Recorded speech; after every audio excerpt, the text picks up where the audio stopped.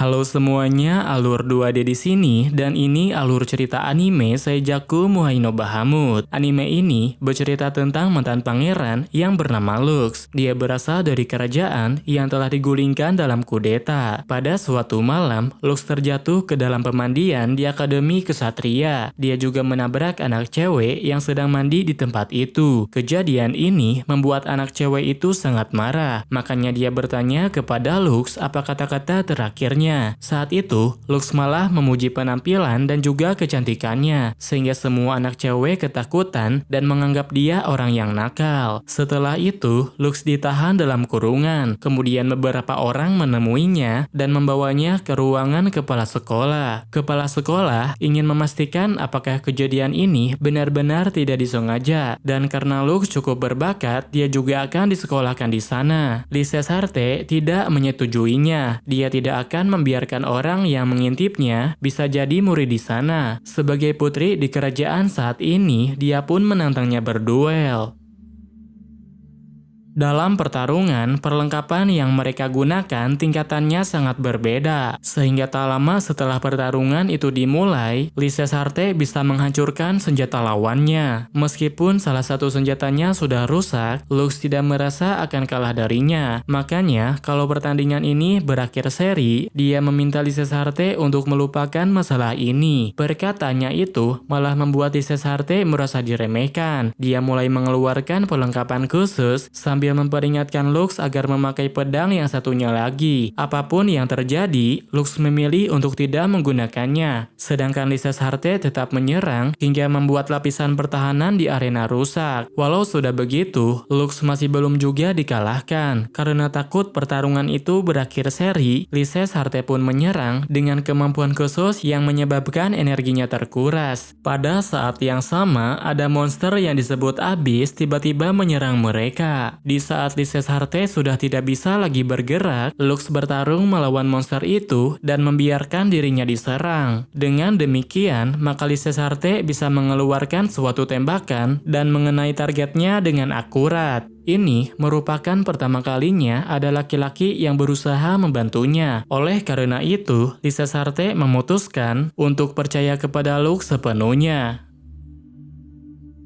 Di hari selanjutnya, Lux menjadi murid baru di akademi. Dia sekelas dengan Putri dan teman lamanya yang bernama Pilvi. Hampir semua murid tertarik kepadanya. Mereka sangat mengaguminya karena Lux sudah mengalahkan monster yang menyerang akademi. Biasanya, Lux bekerja sebagai pesuruh yang menerima permintaan orang-orang. Setelah mengetahui hal tersebut, para murid mendekatinya dan meminta bantuan kepadanya. Lise Sarte juga tidak mau kalah dari mereka. Secara terang-terangan, dia meminta kepada Lux untuk menjadi asisten pribadinya. Karena sudah membuat Lux kerepotan, Pilpi mencoba menghentikan mereka. Tapi Lise Sarte ngotot ingin menjadikan dia sebagai asisten pribadinya. Kemudian, seseorang datang membantunya untuk keluar dari situasi itu. Tapi sebagai gantinya, Lux diminta untuk menemukan Drag Knight legenda yang menjatuhkan kerajaan sendirian. Di hari berikutnya, Lux dipanggil oleh Lise Sarte. Putri Lise Sarte berencana untuk membawanya ke suatu restoran. Namun, dikarenakan dompetnya ketinggalan, mereka jadi menghabiskan waktu di pusat kota.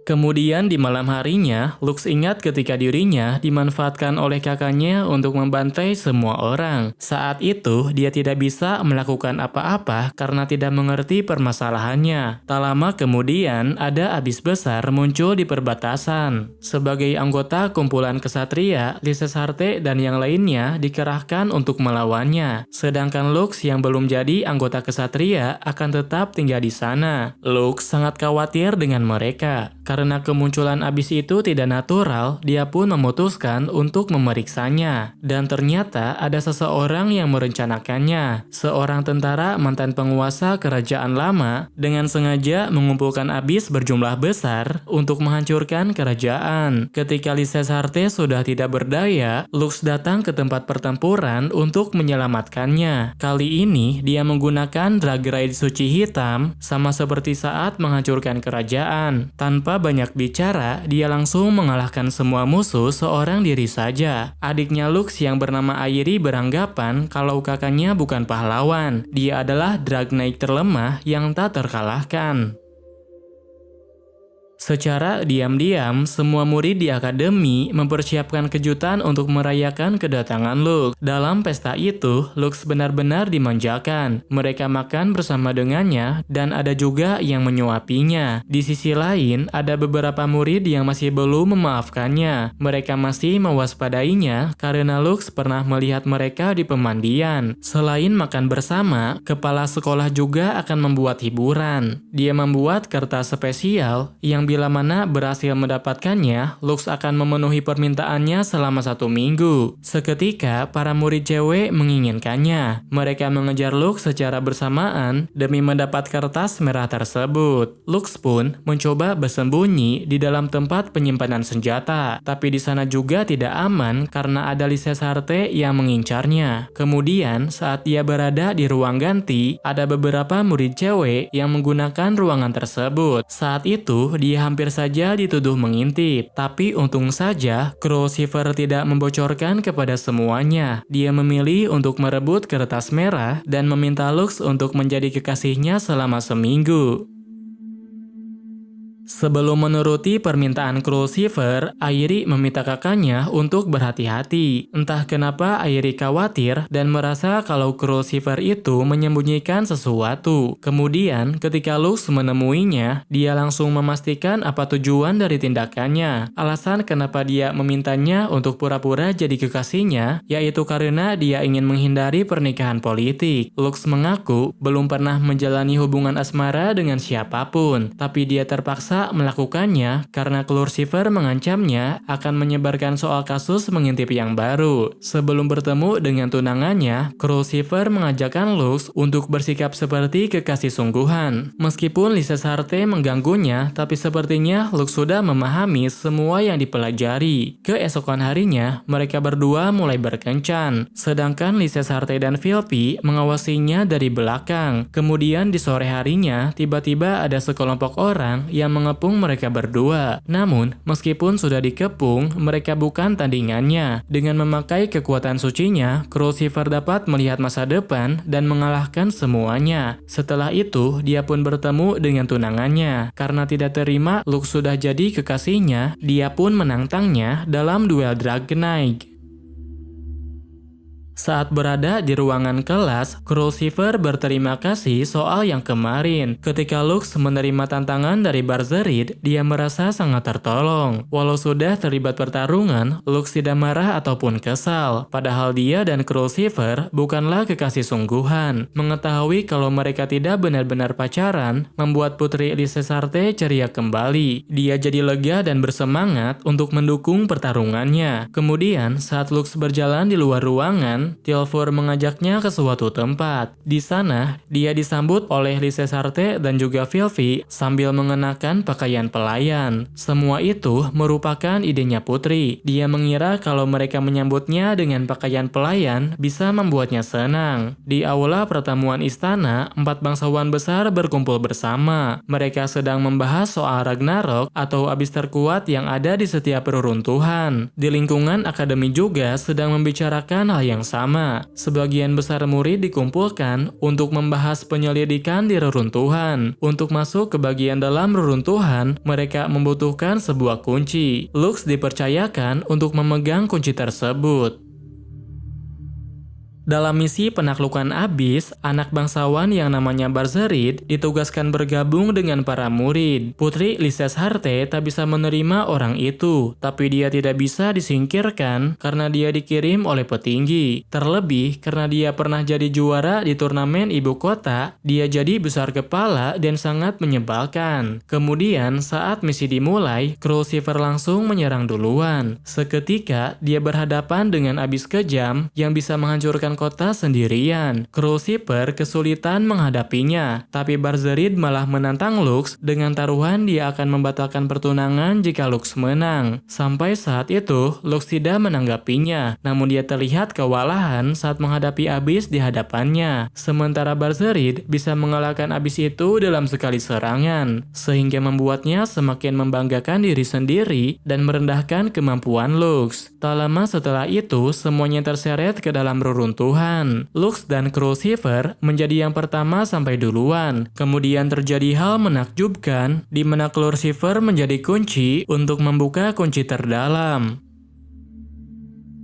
Alasan Crucifer diidentifikasi sebagai kunci karena dia bukan manusia yang berasal dari dunia ini. Menurut keterangannya, dia ditemukan di dalam reruntuhan dengan kondisi hilang ingatan. Setelah itu, dia menghabiskan waktu bersama keluarga Ainfolk, dan setelahnya dia diadopsi oleh mereka. Tapi seiring berjalannya waktu, Crucifer mulai sadar kalau semua orang menjaga jarak. Jadi, dia berusaha keras dalam belajar agar diakui sebagai anggota keluarga mereka. Namun, semua keinginan itu tidak tercapai. Dari bayang-bayang, dia mendengar keluarganya mengatakan dia berbeda dengan mereka. Kemudian, Lux menggenggam tangannya dan menyemangatinya. Dia meyakinkannya kalau Crucifer adalah rekan dan partner mereka semua. Jadi, dia meminta untuk tidak mengatakan hal sedih seperti itu. Sementara Lux pernah mengalami masa kelamnya sendiri. Di saat ibunya terbaring lemah, tak ada satupun orang yang membantunya. Pada akhirnya, mereka diabaikan oleh keluarga kerajaan dan juga masyarakat. Awalnya, dia membenci semua orang, namun Pilpi membuatnya tersadar dia tidak ingin membenci siapapun.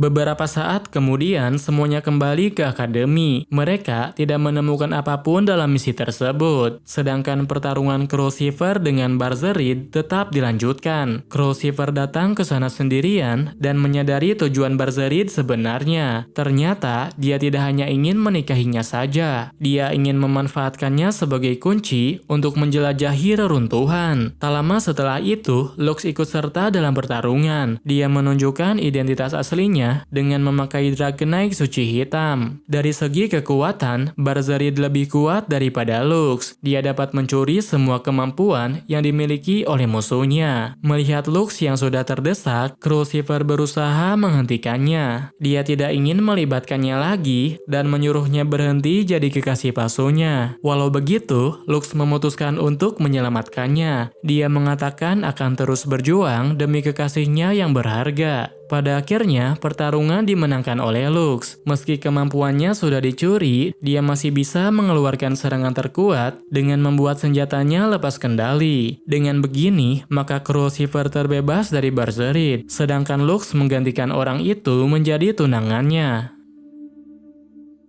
Sejak ada rumor soal orang aneh berkeliaran dan kemunculan Ragnarok di kerajaan, semuanya jadi semakin kacau. Ada seseorang yang mampu mengalahkan Ragnarok. Dia adalah murid kelas 3 yang bernama Celestia Ralgis. Meskipun dijuluki sebagai murid terkuat, tapi ada satu hal yang membuat Lux sulit mendekatinya. Menurut informasi yang beredar, Celestia itu tidak ramah dan membenci laki-laki. Oleh karena itu, saat Lux ditugaskan mengawasi akademi, Salis mengubah penampilannya jadi seperti murid cewek. Tak lama kemudian, Lux bertemu dengan Celestia sendirian. Pada saat yang sama, ada orang mencurigakan yang menyerang mereka. Seketika, Celestia langsung menolong Lux, dan karena Lux terkena luka, dia juga membawanya untuk diobati. Sejak saat itu, mereka jadi saling mengenal, tapi dalam situasi di mana Lux masih menyamar.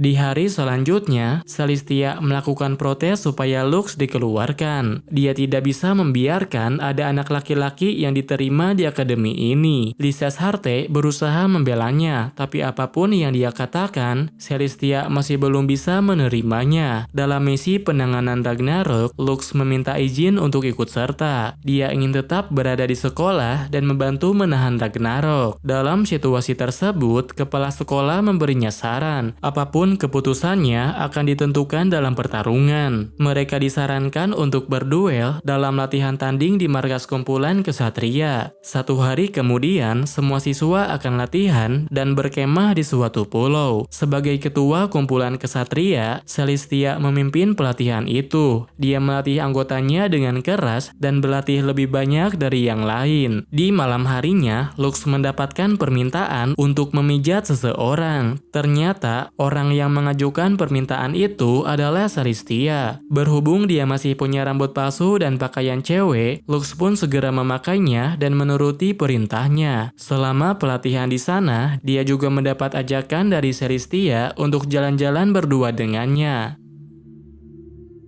Sebenarnya, Celestia bukanlah cewek yang membenci laki-laki. Hanya saja, dia tidak tahu bagaimana cara berinteraksi dengan mereka. Dia memberitahu itu kepada Lux saat menyamar menjadi Luno. 1 hari kemudian, Lux dan Celestia mulai bertanding. Mereka mencabut pedang masing-masing serta memanggil drag ride. Celestia menggunakan perlengkapan sucinya, sementara Lux hanya memakai perlengkapan biasa. Walau begitu, adiknya sangat yakin Lux punya kesempatan untuk menang.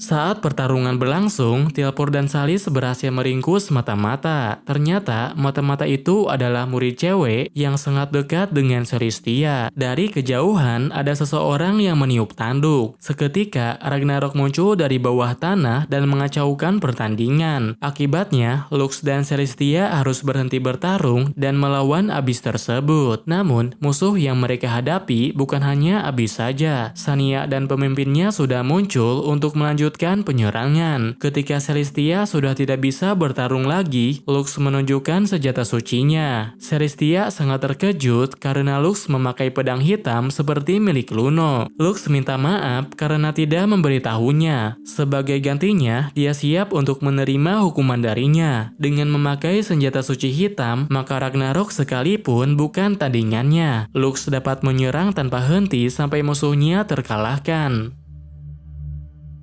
Di masa lalu, Lux dan teman-temannya melakukan kesalahan, tapi mereka bukannya minta maaf, tapi malah melimpahkannya kepada Pilpi. Kemudian, di saat Pilpi dimintai keterangan, Lux segera datang dan mengaku kalau itu perbuatannya. Sejak saat itu, mereka jadi sangat dekat. Pilpi beranggapan kalau Lux menggantikan dirinya untuk menerima hukuman. Di masa sekarang, semua kesatria berkumpul untuk menjelajahi reruntuhan. Dikarenakan abis di reruntuhan itu sudah dikalahkan, ada kemungkinan kalau gerbang di bagian dalam reruntuhan itu sudah bisa dibuka. Oleh karena itulah mereka diperintahkan menyelidikinya. Lalu saat berada di tengah jalan, mereka menemukan seseorang yang tergeletak di dalam sana. Sebagai orang yang pernah menyelidiki reruntuhan, Crucifer memutuskan untuk mengatasinya, sedangkan yang lainnya kembali untuk berjaga-jaga. Seseorang yang tergeletak di reruntuhan itu bukanlah manusia ataupun monster. Dia menyebut dirinya sebagai automaton yang menjadi pengawas di reruntuhan. Crucifer dikonfirmasi sebagai pengelolanya. Dia punya wewenang untuk mengaktifkan sistem dan memberi perintah.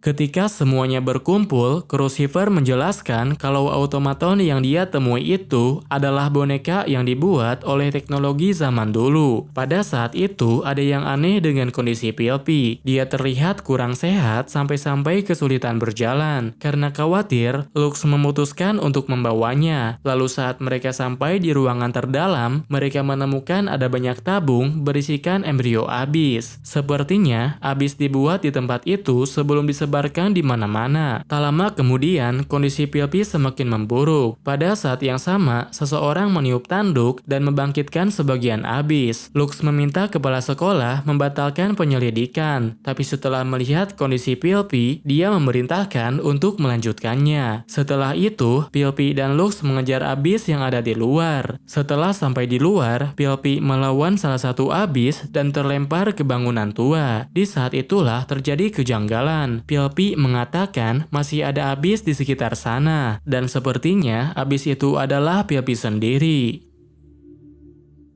Ketika Pilpi menyerang Lux, tiba-tiba saja Pilpi pingsan. Kemudian, Hayes datang ke sana untuk menjelaskan kalau di dalam tubuh cewek itu ditanamkan benih abis peliharaannya. Makhluk yang ditanami benih itu akan dimakan cacing dari dalam dan berubah jadi abis. Dan karena Pilpi sudah menentang perintah tuannya, maka dia kesakitan serta mengalami demam tinggi. Itulah yang sebenarnya terjadi pada Pilpi saat ini. Apabila dibiarkan, maka nyawanya tinggal tersisa beberapa hari lagi. Hayes mengatakan bisa saja menyelamatkan hidupnya, tapi sebagai gantinya, Lux harus membuka pintu utama reruntuhan di pulau ini. Selang kemudian, kondisi Pilpi semakin membaik. Kepala sekolah menjelaskan kenapa Pilpi jadi seperti itu. Ternyata semuanya karena eksperimen yang dilakukan oleh kekaisaran lama. Pilpi yang dulu sudah lama mati. Dia masih bisa hidup karena terdapat benih abis di dalam tubuhnya. Di hari selanjutnya, Lux berpamitan dengan Pilpi dan melanjutkan misi penyelidikan. Kemudian, di saat mereka sampai di pintu terdalam, automaton yang mereka temukan tiba-tiba saja memusuhinya.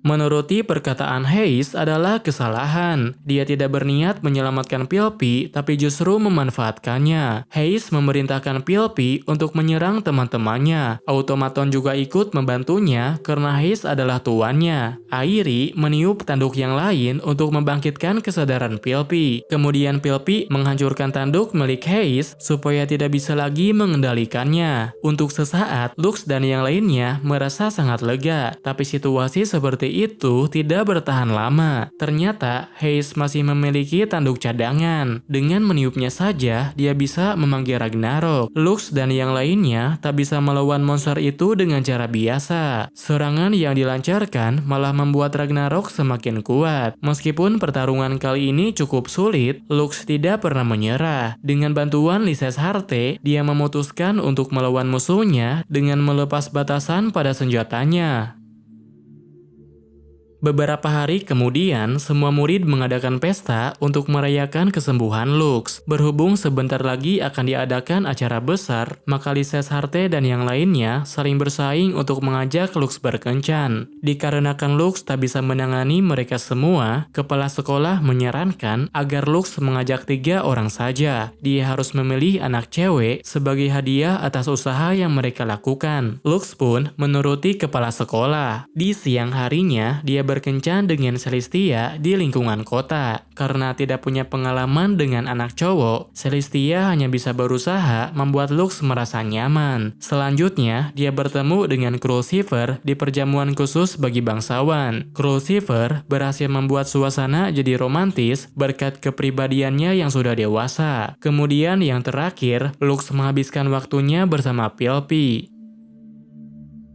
Saat perjalanan pulang, Lux bertemu dengan Lyses Harte. Dia sengaja menunggunya di sana karena ada satu hal yang ingin dibicarakan. Sambil malu-malu, Lyses Harte bertanya kepada Lux, maukah dia menjadi kesatrianya. Di hari festival pembentukan, dia akan memberikan pidato sambil memperkenalkannya pada semua orang. Jadi, dia meminta jawaban darinya sebelum hari yang ditentukan. Pada hari selanjutnya, Lux didatangi cewek misterius. Cewek itu memperkenalkan dirinya sebagai Yoruka. Dia merupakan mantan Drag Knight yang melayani keluarga kerajaan lama. Alasan kedatangannya hanya untuk melayaninya. Mau itu membunuh ataupun kerja serabutan, selama dia mau, Lux bisa memakai dirinya sepuasnya. Tapi, Yoruka ingin mendengar Lux berjanji akan menghancurkan negeri ini dan membangkitkan kerajaan lama. Sayangnya, Lux tidak berniat melakukan hal itu. Yoruka juga tidak bisa berlama-lama dengannya karena kumpulan kesatria sudah mengepung.